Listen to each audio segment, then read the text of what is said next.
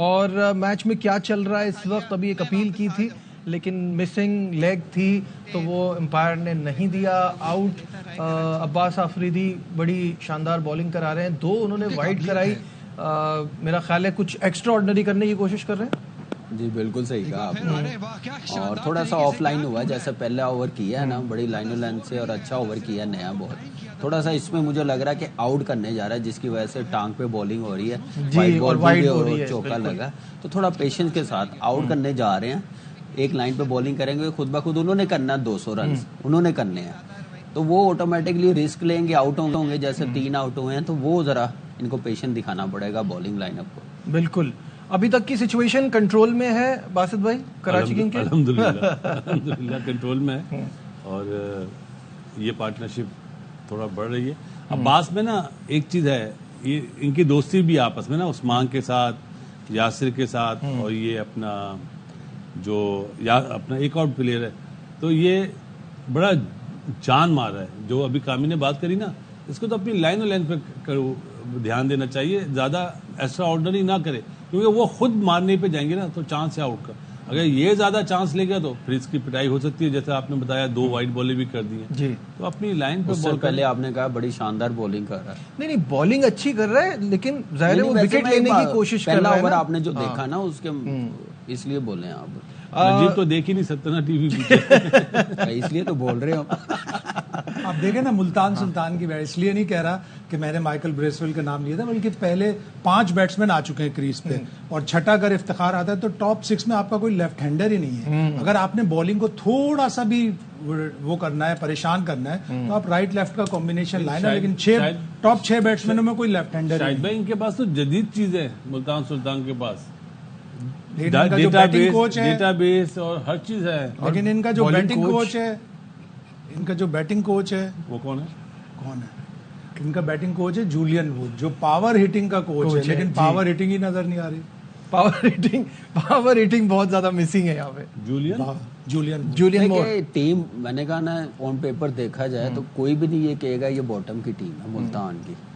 صرف کیا ہے کہ کانفیڈنس اتنا نیچے چلا گیا پہلے میچ میں, کراچی نے جو چیز کیا نا اس کی وجہ سے یہ اٹھ نہیں پا رہے, مشکل ہو رہی ہے. تو یہی ایک نظر چیز آ رہی ہے, لیکن یہ ہے کہ گیم کا حصہ ہے. 3-4 سال ڈومینیٹ بھی کیا, فائنل بھی کھیلے ہیں, ہو جاتا ہے. لیکن اگلے سال کے لیے یہ بڑی تیاری کے ساتھ آئیں گے کہ اس سال انہوں نے آئیڈینٹیفائی کر لی ہوں گی کیا غلطیاں کی ہیں, وہ اگلے سال نظر نہیں آئیں گی. ایک ڈفرینٹ ٹیم لگے گی, جیسے ہمیں اسلام آباد نظر آ رہی ہے, لاہور قلندر نظر آ رہی ہے. 53 for 3 پاور پلے میں 12 رن شاٹ ہیں, آؤٹ دونوں کے 3 تھے.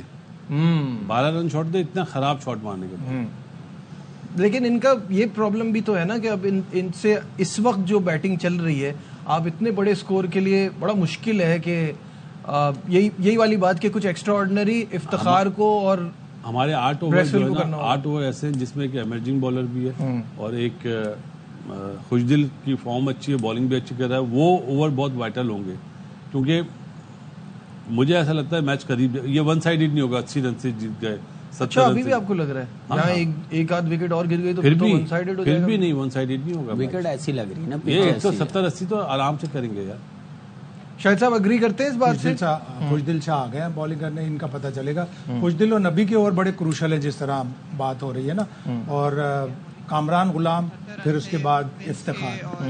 بس لائف ٹائم چانس ہے کہ آپ یہاں پہ ایک بڑا اسکور کریں, اور چاہے آپ 8-10 رن کم شارٹ پڑ جائیں, لیکن آپ ایٹ لیسٹ انٹینٹ شو کریں, ایٹ لیسٹ آپ اپنی اننگز بلڈ کر کے بتائیں کہ آپ نے پاکستان کھیلا ہوا ہے. افتخار نے, کامران غلام پاکستان کی شماریات میں آتا جاتا رہتا ہے, اور ایک میچ پہلے زبردست قسم کا 50 کیا. بالکل.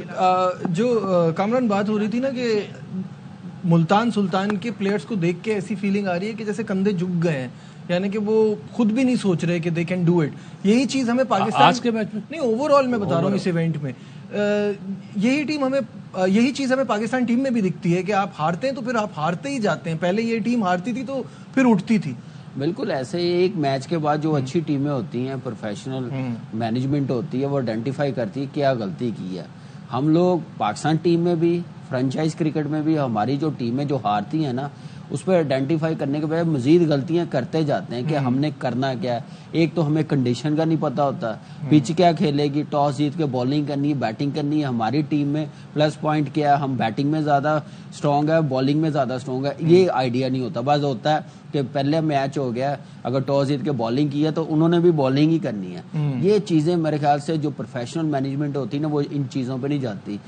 اسلام آباد کی ایگزامپل ہے کہ انہوں نے دیکھے پہلے باری بھی لی ہے, چیز بھی کیا اور ٹاس جیت کے باری بھی کی ہے, تو ایک پلاننگ نظر آتی ہے. تو باقی فرنچائز اور ملتان سلطان میں یہی چیز نظر آ رہی ہے کہ ہم نے میچ لے کے کیسے جانا, چیز کرنا ہے 200 رنز تو کس پلاننگ کے ساتھ کرنا ہے. ہم نے باری کرنی ہے, پہلے تو ہم نے فرسٹ 6 اوور میں کیا ٹارگٹ ہونا چاہیے, اس کے بعد 6 سے 10 اوور میں ہمارا کیا ٹارگٹ ہونا چاہیے, جو مومنٹم ملا اس کو بڑھانا ہے کہ اسی کو لے کے جانا ہے. وہ مومنٹم تھوڑا لوز کرتے تھے جس کی وجہ سے یہ فرنچائز کو پرابلم ہو رہی ہے. گیم اویئرنیس کے لیے آف دا فیلڈ کے بجائے آف دا فیلڈ کے ساتھ ساتھ آن دا فیلڈ کے ساتھ ساتھ آف دا فیلڈ بھی پاکستانی پلیئروں کی گرومنگ کی ضرورت ہے.